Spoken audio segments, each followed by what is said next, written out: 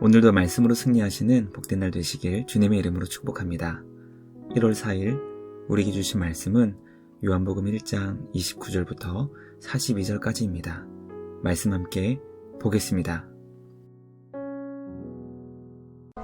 이튿날 요한이 예수께서 자기에게 나아오심을 보고 이르되, 보라, 세상 죄를 지고 가는 하나님의 어린 양이로다. 내가 전에 말하기를 내 뒤에 오는 사람이 있는데 나보다 앞선 것은 그가 나보다 먼저 계심이라 한 것이 이 사람을 가리킴이라. 나도 그를 알지 못하였으나 내가 와서 물로 세례를 베푸는 것은 그를 이스라엘에 나타내려 함이라.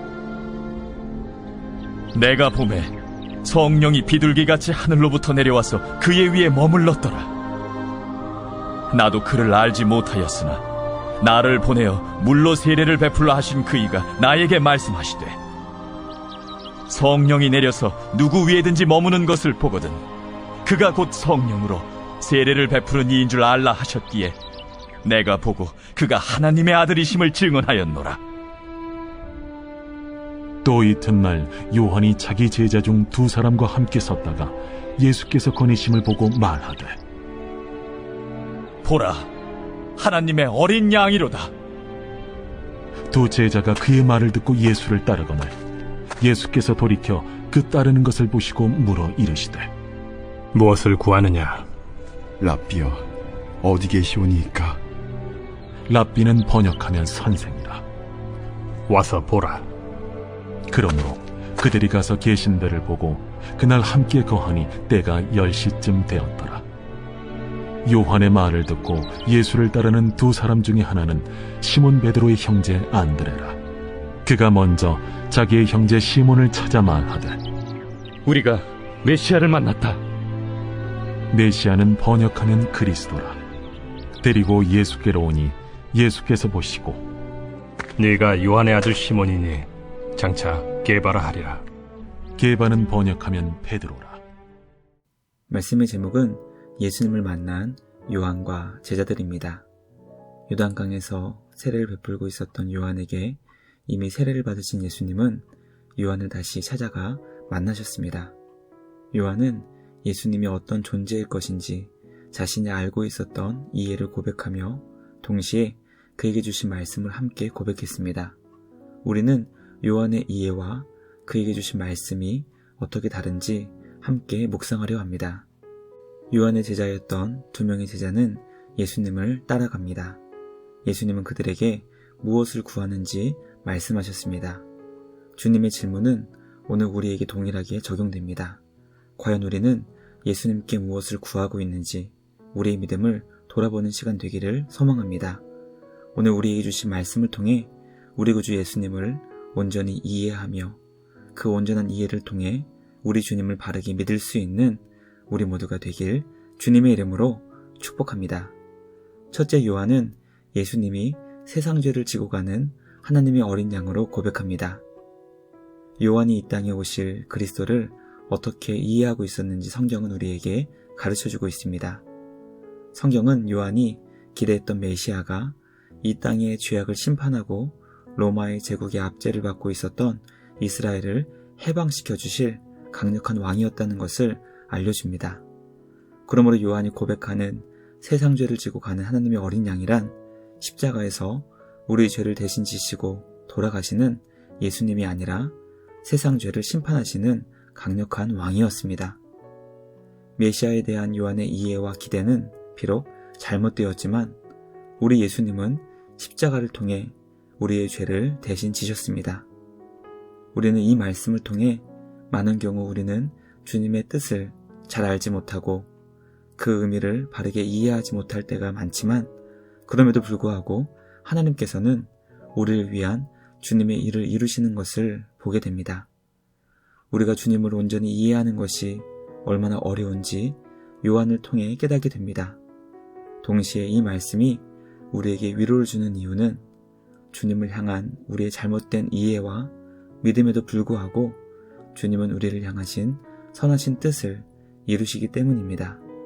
그러므로 겸손히 주님을 믿고 따를 수 있는 주님의 제자가 되는 우리 모두가 되길 주님의 이름으로 축복합니다. 둘째, 예수님은 성령으로 세례를 베푸시기 위해 이 땅에 오셨습니다. 요한에게 물로 세례를 베풀라는 주님의 뜻을 전한 이가 있었습니다. 그는 요한에게 성령이 내려 누구 위에 머무는 것을 볼 때 그가 성령으로 세례를 베푸시는 분인 줄 알라는 말씀을 함께 전해주었습니다. 요한은 예수님께 세례를 베풀 때 성령이 비둘기의 모습으로 예수님 위에 내린 것을 보며 이분이 성령으로 세례를 베푸실 분이심을 깨닫게 되었습니다. 요한은 물로 세례를 베풀며 백성들을 주님께로 돌이키는 회개의 사역을 했지만 예수님은 성령으로 세례를 베푸시며 주님의 백성들에게 참된 구원을 주셨습니다. 우리는 성령으로 세례를 베푸시며 우리에게 참된 구원을 주시는 예수님의 사역을 깨닫게 됩니다. 오직 예수님 안에만 참된 구원과 영원한 생명이 있습니다. 성령으로 세례를 베푸시며 우리를 영원한 생명으로 거듭나게 하시는 주님께 감사와 찬양을 드리는 우리 모두가 되길 간절히 소망합니다. 우리에게 성령 하나님을 보내주시는 하나님 아버지와 우리 주 예수님께 감사와 찬양을 드리는 우리 모두가 되길 주님의 이름으로 축복합니다. 마지막 셋째, 예수님은 우리 모두에게 무엇을 구하는지 물어보십니다. 요한의 제자 가운데 두 사람이 있었습니다. 한 명은 베드로의 형제 안드레였고 다른 한 명은 아마도 요한복음을 기록하는 요한이었을 것입니다. 요한은 두 제자에게 예수님을 소개해 주었습니다.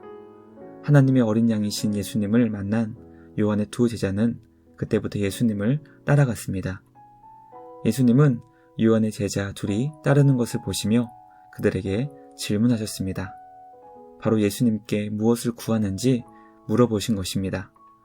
그들은 예수님께 참된 스승인 랍비를 구한다고 대답합니다. 예수님은 그들이 참된 스승인 랍비를 구하고 있었는지 이미 알고 계셨습니다. 그러나 예수님은 그들에게 누구를 찾는지 물어보지 않으셨습니다. 무엇을 구하는지 물어보신 것입니다. 왜냐하면 그들이 찾는 참된 스승인 랍비를 통해 무엇을 구하는지 질문하신 것입니다. 예수님은 오늘 우리에게 동일한 질문을 하십니다. 예수님을 따르는 이유가 무엇인지, 예수님을 통해 무엇을 구하고 있는지 우리에게 질문하시는 것입니다. 과연 우리는 예수님을 통해 무엇을 구하고 있는지, 주님을 따르는 참된 이유가 무엇인지 말씀을 통해 점검할 수 있기를 간절히 소망합니다.